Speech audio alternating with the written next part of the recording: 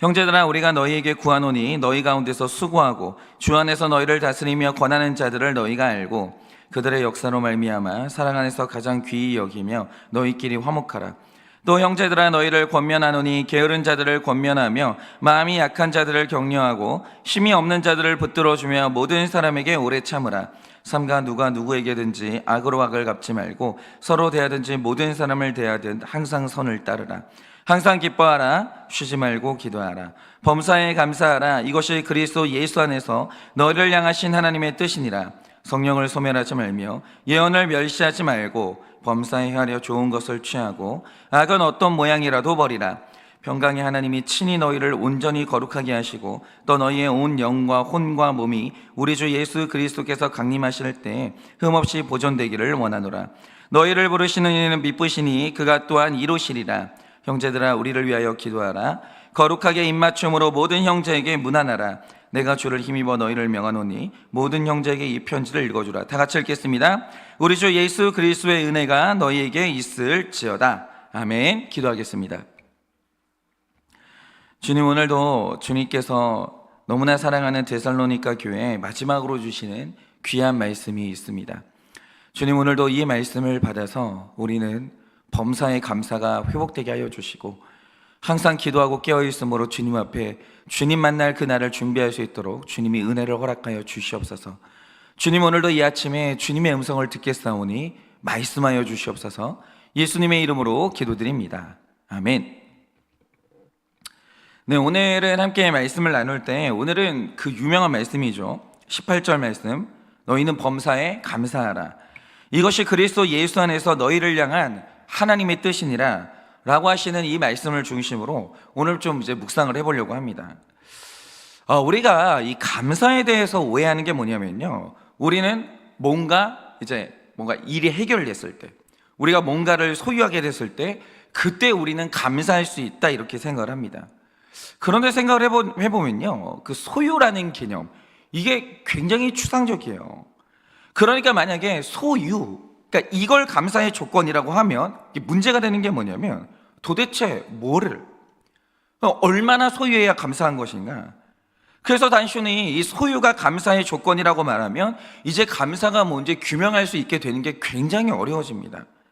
그러니까 사실 감사는요, 무작정 소유와 관련된 게 아니라 바른 기준과 관련 있는 거예요. 그러니까 하나님이 오늘도 우리에게 범사의 감사를 듣기를 원하십니다.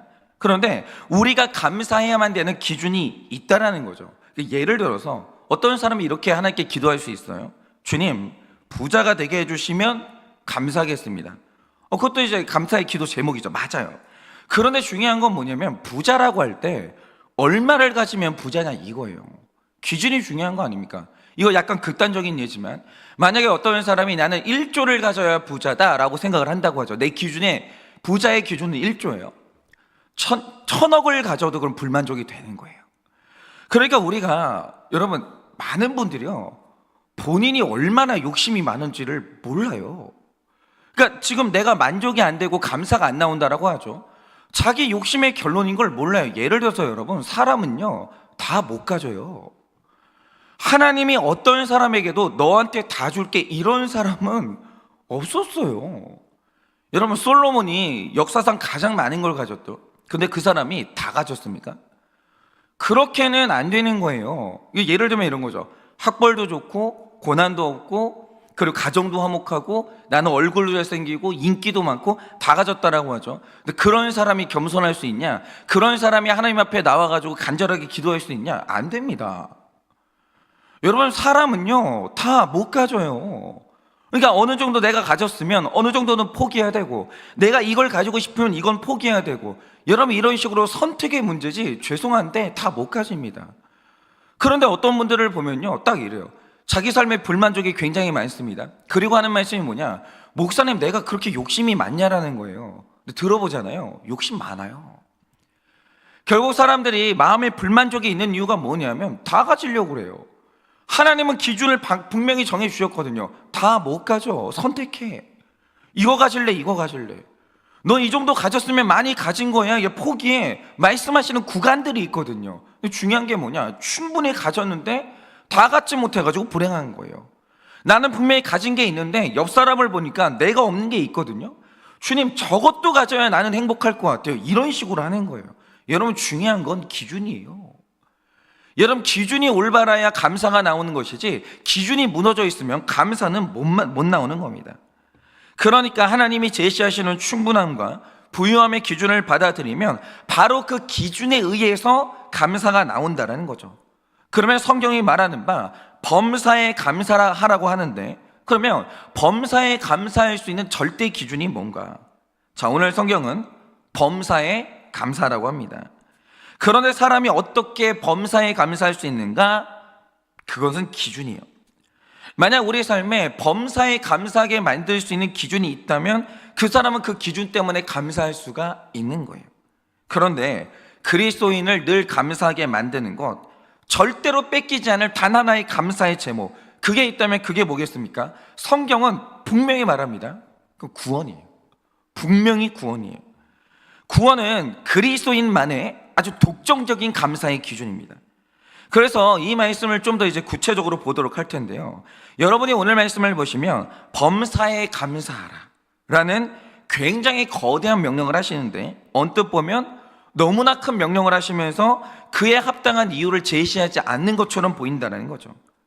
그런데 여러분, 이건요, 묻지도 말고 따지지도 말고 내가 말했으니까 감사해, 이게 아니에요. 이건 하나님의 인격이 아니라는 거죠. 여러분이 이 데살로니가서의 말씀을 자세히 보면 하나님께서 범사에 감사할 것을 요구하면서 이유로 딱 하나 제시하는 게 있는데, 그게 뭐냐면 네가 구원받았기 때문이라는 거예요. 그러니까 하나님이 말씀하시는 바 무릇 죄인이 구원받았다라고 할 때 이 구원이라는 사건은 범사에 감사를 유발할 만큼, 어떤 것도 우리 감사를 빼앗지 못할 만큼 굉장히 큰 은혜라는 거예요. 그래서 어제 본문이죠. 데살로니가전서 5장 9절 10절에 보면 여러분 이렇게 말씀하십니다. 하나님이 우리를 세우심은 노하심에 이르게 하심이 아니요 오직 우리 주 예수 그리스도를 말미암아 구원을 받게 하심이라. 예수께서 우리를 위하여 죽으사 우리로 하여금 깨어있든지 자든지 자기와 함께 살게 하려 하셨느니라 라고 하십니다. 그러니까 이 말씀이 뭐냐면, 이 구절을 자세히 이해하려면 여러분이 좀 배경을 하셔야 돼요. 제가 전에 조금 말씀드렸지만 바울이 데살로니가 교회를 설립하게 된 배경이 있어요. 자, 데살로니가에 오기 전에 바울과 실라가요, 빌립보라는 곳에서 사역을 했습니다. 근데 거기서 이제 귀신 들린 여종, 점치는 귀신 들린 여종을 이제 치유했다가 그 주인에게 이제 고소를 당해가지고 이제 감옥에 갇히게 됐거든요. 매를 맞고 감옥에 갇히게 된 거죠. 그런데 그들이 감옥 안에서 찬송하고 있었어요. 범사에 감사한 거예요. 받은 구원 때문에. 내가 받은 사명 때문에 범사에 감사하면서 이 감옥 안에서 찬송을 하고 있는데 자정쯤에 옥문이 열리면서, 땅이 흔들리면서 옥문이 열리는 사건이 일어납니다. 그러자 이 사건을 통해서 간수장을 전도하고 그 후에 신변의 안전 때문에 빌립보를 떠나 데살로니가에 오게 된 거죠. 그때 이제 바울과 실라, 디모데 3명이서 같이 왔는데 거기에 최소 3주간을 머물면서 이방인들에게 복음을 전하게 됩니다. 그런데 놀라운 것은 그 짧은 시간에 회심자가 생기더니 바로 거기에서 순식간에 교회가 생기게 된 거예요. 그러니까 이 바울의 사역 중에 가장 짧은 시간에 이 사역의 열매를 맺은 곳이 데살로니가 교회였다라는 거죠. 굉장한 부흥이었습니다. 그러니까 이게 어떻게 가능한지는 모르겠지만 그 짧은 시간에 복음을 받아들이는 사람들이 진짜 신실한 신자가 됐어요. 그렇지만 바울과 디모데와 실라가 또다시 찾아온 박해를 피해서 이제는 데살로니가를 떠나서 고린도로 가게 된 거죠. 그런데 바울이요, 고린도로 왔는데 두고 온 성도들이 너무 걱정이 되는 거예요. 그들이 초신자인데 어떻게 지내고 있을까? 아니, 그들이 지금 이 유대인들의 공격을 받고 있는데 사도 바울은 거짓말이라고, 너희가 들은 복음이 다 거짓말이라고 이런 공격을 받고 있는데 잘 지내고 있는가? 받은 구원을 지키고 있는가? 이게 너무 걱정이 되는 거예요. 그래서 어느 날 이 디모데를 데살로니가로 보내서 그들의 신앙 상태를 보고 보고를 하게끔 보내게 됩니다. 그런데 이제 거길 갔다가 돌아온 디모데의 대답이 뭐였냐? 그들이 박해에도 불구하고 성도들이 믿음을 굳게 지키고 있고 신앙생활을 잘하고 있다는 소식을 들은 거예요. 바울이요, 너무 기쁜 거예요. 야, 하나님이 이들에게 주신 이 복음과 구원의 확신이 대단한 것이구나. 믿은 지 얼마 되지도 않았는데 믿음이 있으니까 흔들리지를 않는구나. 너무 기쁜 거예요, 하나님께. 그런데 또 한편으로는 그러자 구원의 확신이 생기니까 그 교회에 생기게 되는 또 다른 의문이 있었습니다. 그게 이 재림에 대한 심각한 두 가지 오해였다라는 거죠. 첫째는 이 교회의 몇몇 성도들은요, 내가 살아있는 동안 나는 예수님의 재림을 볼 거라고 기대를 했어요. 근데 또 어떤 사람들은 살아서 재림을 보는 자들은 구원을 받지만 죽어서 재림을 보지 못하는 사람들은 버림받는 거 아닌가? 죽어서 썩은 그대로 버려지는 거 아닌가? 이런 생각을 가지게 됐다는 거죠. 그래서 이게 어떤 사람들에게는 아예 시한부 종말론이 되면서 아예 하던 일을 그만두는 사람들이 있었어요. 그리고 예수님 올 텐데, 금방 오시는데 뭐하러 땀 흘려 일하나? 이러면서 다른 형제들에게 빌붙어 사는 그리스도인들이 있었다는 거죠. 그러니까 원래 그들 안에는 일하기 싫어하는 게으름과 거짓 근성이 있었는데 잘못된 종말론의 개념이 오니까 그들 안에 죄성에 불을 붙여 버린 거예요. 아유, 일하기 힘들었는데 잘 됐다, 그만두자. 일을 안 하는 거예요. 내일도 예수님 올 줄도 모른다라는 거죠. 내일 세상이 끝날 수도 있으니까 나는 세상에 미련이 없다, 그러면서 죄 짓는 명목으로 주님의 재림의 교리를 이용하고 있었던 거예요. 그게 14절 말씀의 배경입니다. 그런데 더 심각한 건 그들 중에서 자기 부모 형제가 재림을 보기 전에 먼저 떠날 사람들이 있는 거예요. 그들은 주님의 재림을 보지 못하고 죽었기 때문에 구원받지 못하면 어떠나? 육신이 썩어버렸는데 저대로 그냥 누워 지내면 어쩌나? 이게 너무 걱정이 되는 거예요. 그런데 바울이 이걸 바로잡기 위해서 오늘 데살로니가 전서를 기록을 한 거죠. 그리고 5장 9절 10절 역시 이런 맥락에서 사도 바울이 강론을 해주는 거예요. 본문을 보면 깨어있든지 자든지 라는 표현이 있는데 이것은 살아있든지 죽었든지라는 말을 은유적으로 표현을 한 거예요. 말하자면 구원받은 자는 살아있어도 주님이 그와 함께 하시지만 죽었어도 구원이 대단한 이유가 뭐냐면 죽었어도 하나님이 성도들과 함께 계신다라는 거예요. 그러니까 우리 각 사람의 구원이라는 것은요, 이미 태초부터 계획하신 하나님의 계획이기 때문에 죽음이 구원을 취소시킬 수가 없는 거예요. 구원은요 단단한 겁니다. 구원은요 굉장한 거예요. 그래서 그 계획을요 친히 성취하시는 거예요. 죽었어도 구원받고 살았어도 구원받는 거예요. 그래서 이 구속사라는 것은요, 구원받은 자들의 구원이 완성되는 그날까지 하나님이 보존하고 이끌어 가시는 거예요. 그 육신이 썩었으면 하나님이 육신을 다시 회복시키시는 거예요. 일으켜 세우시는 거예요. 구원은요 견고한 겁니다. 한 번 받은 구원은 아무것도 깨트릴 수가 없는 거예요. 그래서 예수를 믿는다면 그의 상태가 죽었든지 살았든지 구원받는 데는 아무 상관이 없는 거예요. 그러니까 데살로니가 교회 성도들이 깨달은 게 뭡니까? 살았어도 감사한데 죽었어도 감사한 거예요. 왜? 구원 때문에. 받은 구원 때문에 죽은 자들도 감사하고 산 자들도 감사하다라는 거죠. 여러분, 성경에 법칙이 하나 있습니다. 그게 뭐냐? 양이 있는 곳에 목자가 반드시 있어요. 그러니까 어딘가에 뭐 잃어버린 양 한 마리가 있다라고 하죠. 그러면 조금만 기다리잖아요. 목자가 찾으러 와요. 양 있는 곳에는 목자가 있는 거예요. 성경의 법칙입니다. 마찬가지로 성도가 죽음의 세계로 넘어갔다, 그 죽음 가운데 목자이신 예수님이 거기 있어요. 반드시 양이 있는 곳에 목자가 있습니다. 그게 바로 구원받은 자의 특권이라는 거예요.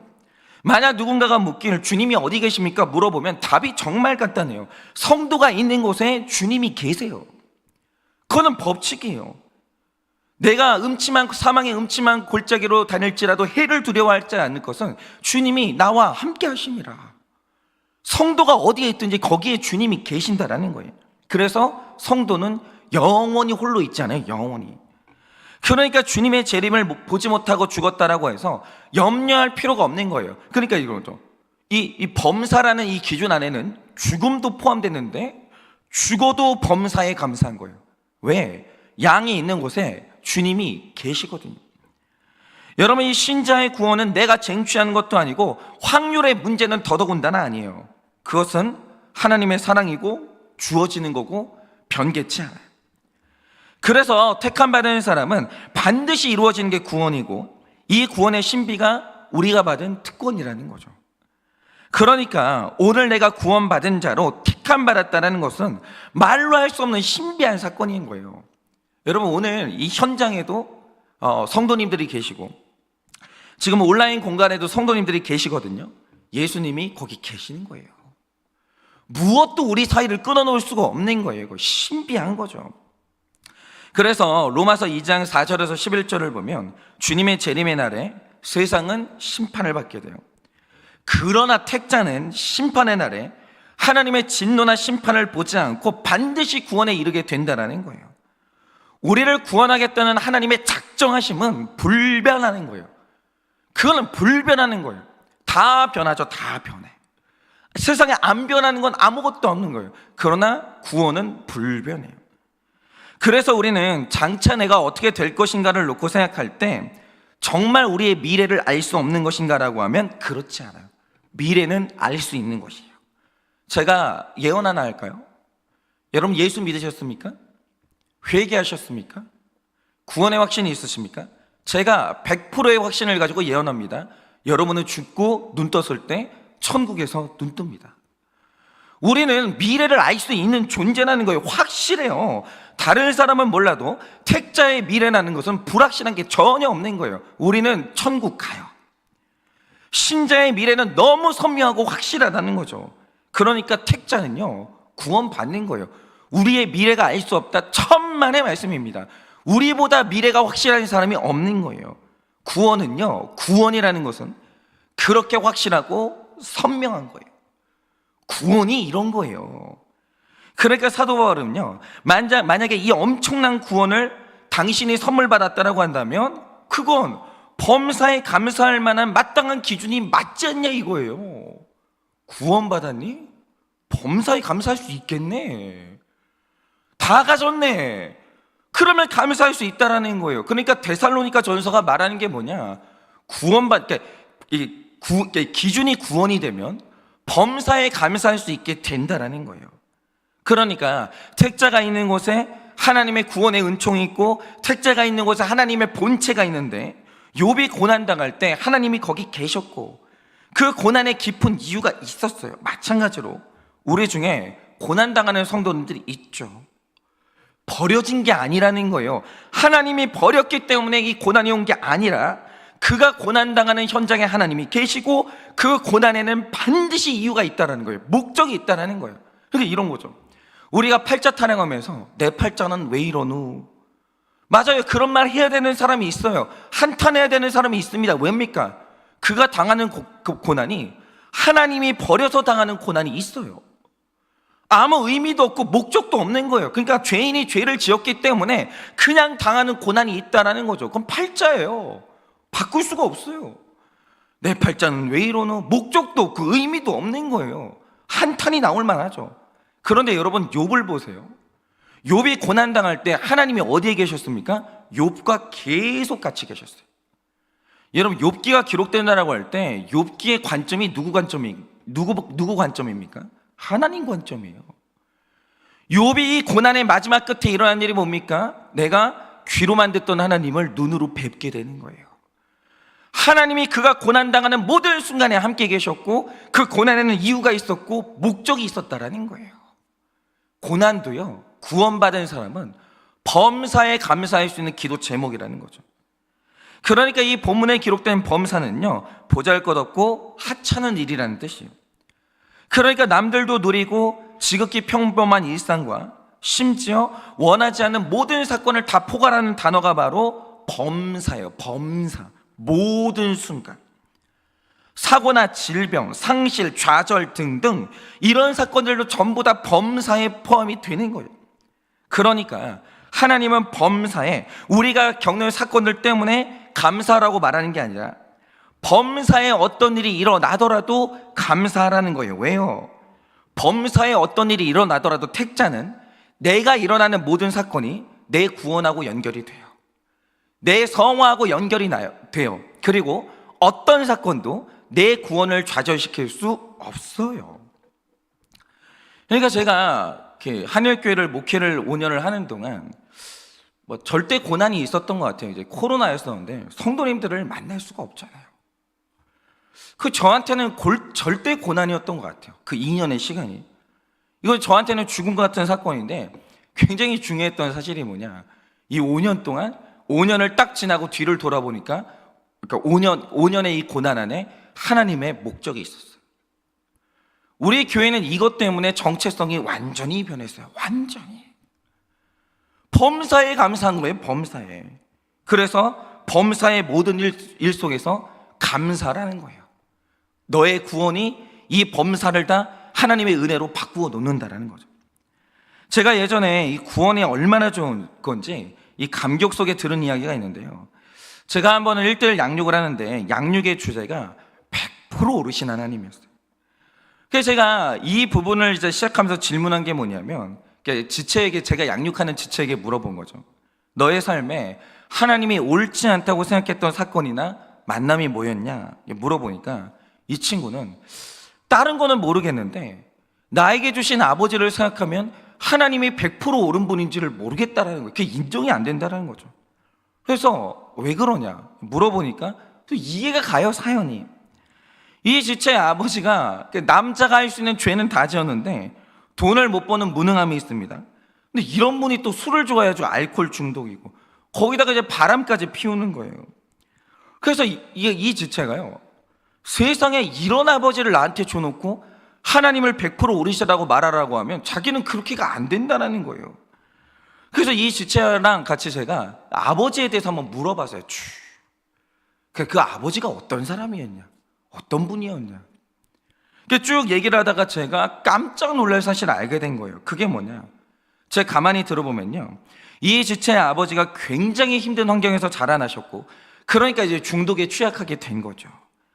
그래서 이 책임감이라든지 절제력 같은 걸 배운 적이 없는 분이, 그러니까 완전히 자기 욕구와 중독에 취약했던 건데, 이렇게 연약한 남자가, 완전히 연약한 남자가 한 여자와 결혼을 하고 그 사이에서 아이가 태어난 거예요. 그런데 그 아이가 갓난아이 시절에 아내가 죽어버린 거예요. 그럼 여러분이 한번 생각을 해보세요. 저는 남자라서 이해가 가는데 이런 상황이 되면요, 여자는 혼자가 되면 아이를 기를 수 있어요. 오히려 여성들은요, 이런 위기의 순간이 되면 차가워져요. 내가 이 아이를 길러야 되는데 나는 강해져야 된다. 여자들은요, 마음을 굳게 먹습니다. 여성들은 혼자가 돼도 아이를 길러요. 근데 여자보다 수준이 안 되는 남자들은요, 정상적인 남자라도 혼자 갓난아이를 길러야 된다. 그 순간 멘붕이 와요. 남자는 진짜 그래요. 아내가 죽어버린다? 제일 먼저 걱정되는 게 뭔지 아십니까? 죄를 어떻게 기르나? 그러면서 대부분의 남자들은요, 자기 어머니한테 맡겨버리는 거예요. 멘붕이 온다니까요, 멘붕이. 엄청난 두려움과 부담감이 몰려오는 거예요. 그리고 거의 대부분의 남자는요, 아내가 먼저 죽으면 혼자 살지 못하고 반드시 거의 다 재혼을 하게 되는데, 세상에 어떤 여자가 갓난아이를 가진 남자하고 재혼을 해요? 어떤 남자가, 그런 여자가 어디 있어요? 그러니까 이 남자에게 이 갓난아이라는 건요, 혼자 기르려고 해도 부담스럽고 재혼할 때는 혹도 이런 혹이 없는 거예요. 그러니까 이런 경우에 만약에 갓난아이인데 남자가 재혼을 한다? 많은 남자들이 아이를 고아원에다 그냥 버려버립니다. 그런데 더군다나 이 아버지는 자기 인생도 스스로 세우지 못하는 연약한 분이에요. 나 알코올 중독이 있어요. 중독이란 중독은 다 있다라는 거죠. 얼마나 부담이 되겠어요. 이 딸을 내가 어떻게 길러? 이 갓난아이를 내가 어떻게 길러요? 그래가지고 원래 같았으면 이런 남자들은요, 보통은 고아원에 맡겨요. 어디다 버리든가. 근데 놀라운 사실이 뭐냐? 분명히 이 아버지는 자기 삶이 힘들었어요. 아이를 키울 엄두가 안 났다라는 거죠. 그런데 이 아버지가요, 자기 죽는 날까지 자기 딸을 안 버리는 거예요. 그리고 재혼 상대를 만날 때 딱 한 명을 찾았는데 그게 뭐냐? 다 양보하니까 내 아이의 존재를 숨긴 게 아니라, 저는요, 갓난아이가 있어요. 저는 얘를 길러야 돼요. 혹시 얘를 같이 길러줄 수 있나요? 그 여자만 찾아다니는 거예요. 그러니까 이 아버지가 신기한 게 뭐냐면 굉장히 연약한 사람입니다. 남자예요. 혼자는 못 살아요. 근데 아무리 힘들어도 머릿속에 내 딸을 버린다는 게 머릿속에 없는 사람인 거예요. 저는 이게 너무 신기했어요. 여자들은 이거 모르시죠? 이게 얼마나 신기한지. 남자들은요, 이게 얼마나 신기한 줄을 알아요. 어떻게 이럴 수 있을까? 남자들은요, 회피가 죄패 1번이에요. 얼마나 회피하는지 아십니까? 그런데 있잖아요, 이 아버지가 너무 키우기 힘든 딸이잖아요. 재혼도 하고 싶잖아요. 이 딸을 버리지를 않는 거예요. 이게 절대로 쉬운 일이 아니거든요. 여러분, 이 아버지는요, 인생을 똑바로 못 걷는 분이에요. 너무 연약해서 인생을 비틀비틀 걸을 만큼 연약한 사람이 맞습니다. 그런데 내 인생이 아무리 비틀거려도 아이를 안고 비틀거리는 거예요. 그게 저는 너무 신기했어요. 그런데 같은 남자로서 저는 그 아버지의 딸 사랑이 너무 느껴지는 거예요. 정말 아꼈구나. 정말 사랑했구나. 이 아버지한테는 이 딸이 내 인생 보물 1호였구나. 너무 뭉클해지는 거예요. 그런데 그러다가 마침내 이 아버지가 찾고 찾다가 내 아이를 받아주는 여성을 만나게 된 건데, 그 여성이 예수 믿는 여자였어요. 그래서 그 새엄마를 통해서 이 지체가 예수님을 믿게 됐는데, 놀라운 사실이 뭐냐, 이 엄마가 이렇게 아빠가 데려온 딸이 있었고 재혼해서 얻은 자기 몸으로 낳은 딸이 하나 있었거든요. 근데 이렇게 데려온 딸과 내가 낳은 딸에 차별이 없었다는 거예요. 어릴 때 너무 잘해주니까 이 친구는 어릴 때 내가 이렇게 우리 엄마가 새엄마인 줄도 모르고 자랐다는 거예요. 근데 그 엄마가 이 딸 손을 꼭 잡고 교회를 다니기 시작한 거예요. 그래서 제가 그날 이 지체한테 해준 이야기가 뭐냐면, 네 인생에 받은 복 중에 제일 큰 복이 뭐냐, 너 하나님이 좋은 아빠 주신 거야. 만약에 남자들 중에 그런 상황이 되면 많이 배우고 똑똑한 사람들도 새 출발하기 위해서 고아원에 버려. 저는 그런 사람 많이 만나봤거든요. 그러니까 뭐 혼자 남은 사람이 엄마면 안 버려요. 많은 경우에 안 버려요. 근데 혼자 남은 사람이 아빠다, 많이 버림받아요. 그런데 네 아버지는 아무리 힘들어도 널 버리지 않았다고 그 말을 해주는데, 저는 꼭 이 아버지가 어린 모세를 구원으로 이끌었던 그 갈대 상자 같은 거예요. 연약한데 이 아이를 품고 구원받는 그날까지 계속 보호를 한 거죠. 그래서 제가 그날 이야기해 준 게, 너의 구원을 위해서 그렇게 좋은 아버지를 만나게 하신 하나님께 너 감사해야 된다고.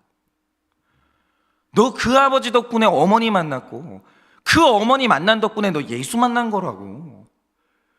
남자들은 안다고 그 아버지가 너를 얼마나 사랑했는지 안다라는 거예요. 그러니까 이 지체가 그때서야 떠오르더라고요. 뭐냐면, 아버지가 아무리 힘들어도 집에 들어오면 그렇게 자기 있잖아요, 그렇게 이렇게 자기가 늘 씻겨줬다는 거예요. 자기가, 아빠가 그러면서 예쁘다 안아주고 그렇게 아껴줬다라는 거예요. 그런데 이제 무능하고 또 막 바람도 피우고 실수도 하고 이러니까 어느 날 아버지에 대한 혐오가 생겼지만, 뒤돌아보니까 아버지 사랑이 너무 거대했던 거예요. 그래서 제가 그날 결론을 내려주면서 해석한 게 그거예요. 너의 아버지는 하나님의 실수가 아니라 하나님의 은혜야. 그 아버지 못 만났으면 너는 오늘 이렇게 밝게 자라지도 못하고 너는 예수님을 못 만나. 그렇게 해석을 해준 거죠. 여러분, 이 아버지는 연약한 아버지가 맞아요. 그러나 그 힘든 상황에서도 내 아이를 지켜낸 아버지는 생명 지킨 거 하나 때문에 최고의 아버지인 거예요. 구원받았잖아요. 그 아버지 만난 덕분에 이 지체는 천국 가잖아요.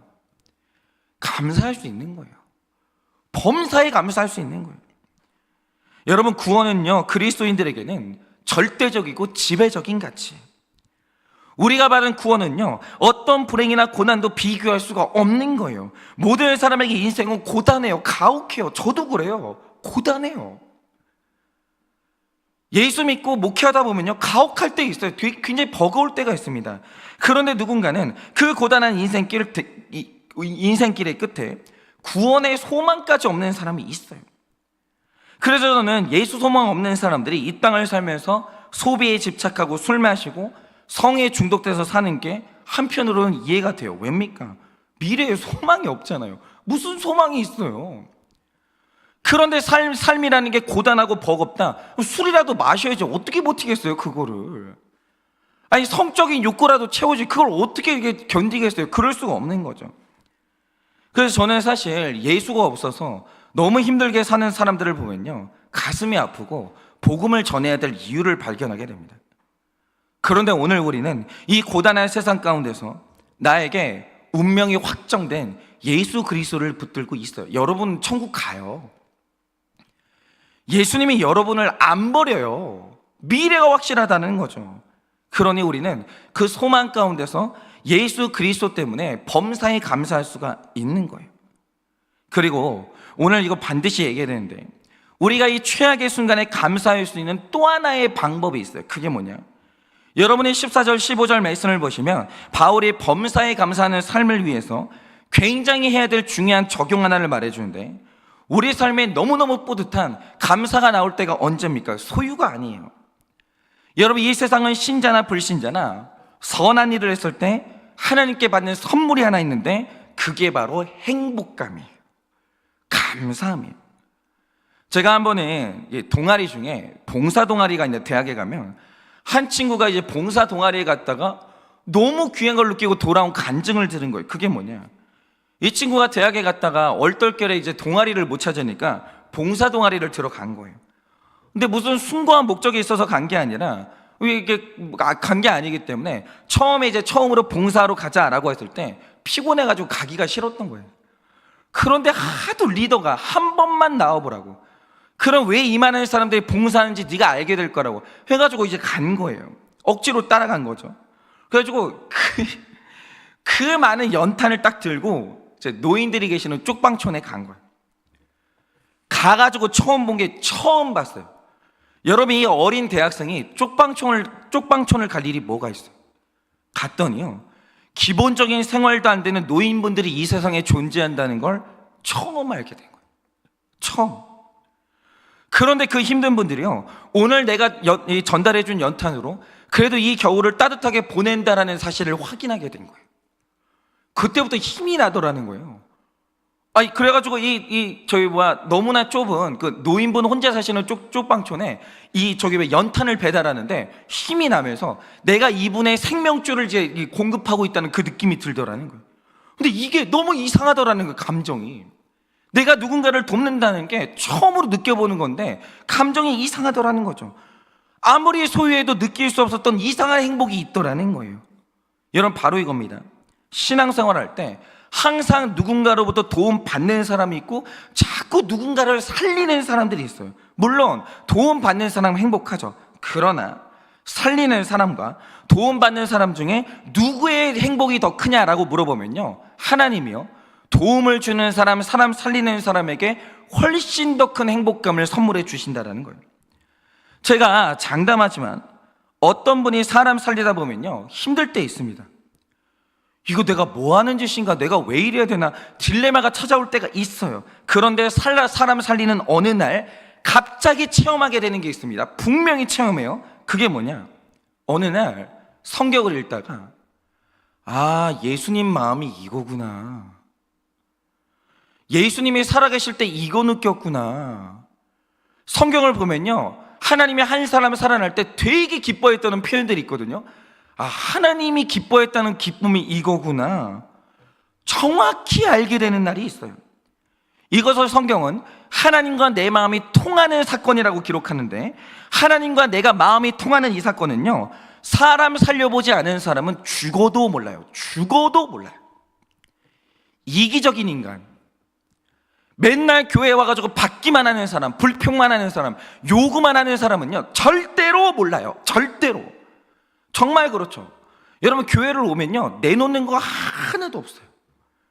교회를 와가지고 있잖아요, 봉사하는 것도 하나도 없어요. 그리고 맨날 뭐가 불편하다, 뭐가 부족하다, 이거 내놔라, 저거 내놔라, 맨날 이런 식으로 요구만 하는 분들이 있어요. 그럴 수 있죠. 신앙이 연약하면 교회 와가지고 그럴 수 있어요. 어린아이 같은 신앙이 있습니다. 죄송한데 뭐냐면, 교회 와서 몸은 편할지 모르겠는데 예수님 마음은 죽었다 깨어나도 몰라요. 그러나 사람 살리고 사역하는 분들은 고단하죠. 교회 와도 피곤해요. 우리는 할 일이 너무 많아가지고. 근데 어느 날 성경 읽다가 하나님과 내 마음이 정확히 통하는 날이 온다라는 거예요. 이거는 어쩔 수가 없는 거예요. 그러므로 선한 일 나눔이라는 것은요, 신자와 불신자와 상관없이 하나님이 사람에게 주시는 이상한 기쁨이 있다라는 거예요. 여러분, 이 섬김의 기쁨에 눈을 떠야 됩니다.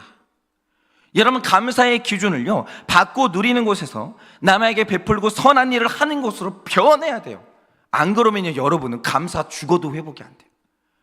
아니, 오늘 나도 먹을 게 없는데 내 삶도 피곤해 죽겠는데 내가 어떻게 주냐고 맨날 이러는 분들이 있어요. 목사님, 너무 바빠요.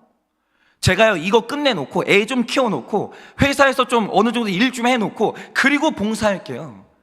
죄송한데 다 감사를 잃어버린 거예요. 다. 원래 있잖아요, 나눔이라는 거 섬기는 거는요, 짜내는 거예요. 짜내는 거.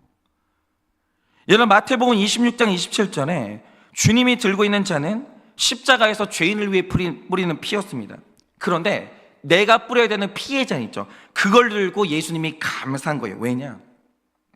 내가 이걸로 너희를 살릴 수 있기 때문에 나는 피를 흘려도 감사하다. 그러면서 유월절날 성찬식을 하면서 주님이 내 피를 먹고 마셔라 이러면서 감사했어요. 여러분, 우리가 소그룹을 합니다. 왜 식사 대접합니까? 이거는 양보가 안 돼요. 아니, 목사님 왜 이렇게 사람한테 부담 주세요? 아니, 목장할 때마다 왜 그렇게 사람 피곤하게 만드세요? 아니요, 식사 대접하세요. 그걸 섬기는 훈련을 하는 거예요. 누구라도 얻어먹는 훈련이 아니라 내가 차린 음식 맛있게 먹고 그 음식 먹고 마음이 열려가지고 나눔을 하게 되는 모습을 보면서 여러분, 섬김의 기쁨 좀 체험하세요. 부담으로만 느끼지 마세요. 손해로만 느끼지 마세요. 그러니 오늘 감사할 게 없는 분들, 살 맛이 안 나는 분들, 이제 봉사를 시작하세요. 섬김을 시작하세요. 거기에 또 다른 감사와 기쁨의 차원이 있다라는 거예요. 여러분, 이렇게 우리는요, 감사는 우리 안에서 기준이 바뀌어야 되는데 구원이 감사의 기준으로 바뀌어야 돼요. 여러분, 구원이 감사의 기준이 안 되면 여러분은요, 아무리 가져도 목말라요. 여러분, 지금 욕심이 많아가지고 감사가 안 되는 거예요. 빨리 구원의 기준이 감사가 되셔야 되고요, 주는 게 감사의 기준으로 되셔서 범사의 감사를 회복하는 여러분 되시기를 예수님의 이름으로 축원을 드립니다. 오늘 수요일이니까 제가 적용 질문 드립니다. 최근 삶에서 가장 감사한 일은 무엇입니까?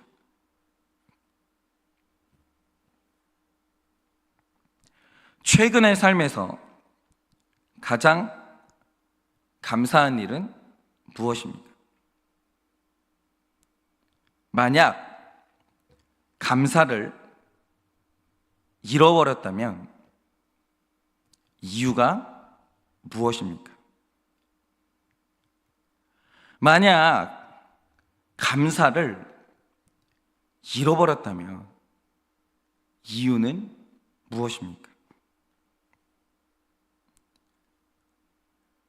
여러분의 삶에서 구원에 대한 감사는 몇 번째 순위입니까?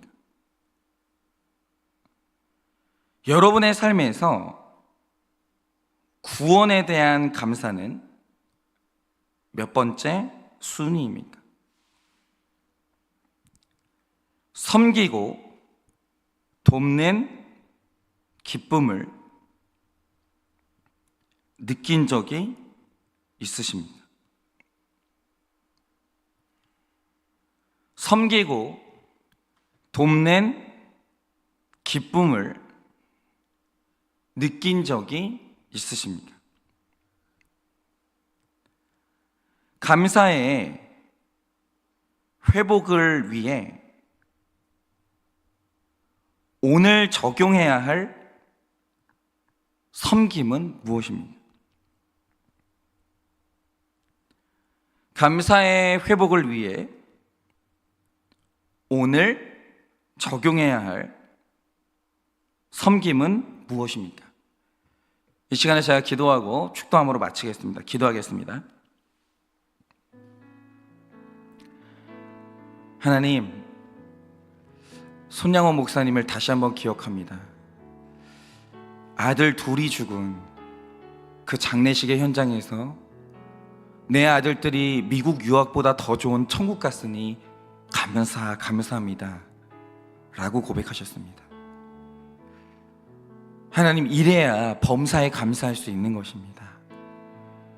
하나님, 우리 삶에서 도대체 구원이 어디로 갔습니까? 내가 도저히 받을 수가 없는, 노력한다고 돈을 억만금을 내도 받을 수가 없는 구원을 받았는데, 우리는 죽으면 천국 가는 운명이 확정이 되었는데, 이제 지옥과 내가 상관이 없는 용서받은 죄인이 되었는데, 하나님, 나의 구원의 기쁨은 어디로 갔습니까? 도대체 구원의 기쁨은 어디로 실종되고, 나는 오늘도 이 땅에서 더 갖지 못한 것, 다 갖지 못한 그 욕심 때문에 하나님 앞에 불평을 하고 있는 것입니까? 하나님, 이 시간에 구원의 기쁨, 섬김의 기쁨이 회복되게 하여 주셔서 오늘도 우리가 어떤 범사에도 감사할 수 있도록 주님이 은혜를 허락하여 주시옵소서. 지금은 우리 주 예수 그리스도의 은혜와 하나님 아버지의 그 크신 사랑과 성령님의 위로하시고 교통하여 주시는 그 역사하심이 구원의 기쁨을 회복하여 범사의 감사를 회복하기를 원하는 사랑하는 모든 성도들의 머리 위에 지금으로부터 영원 무궁토록 함께 있을지어다. 아멘.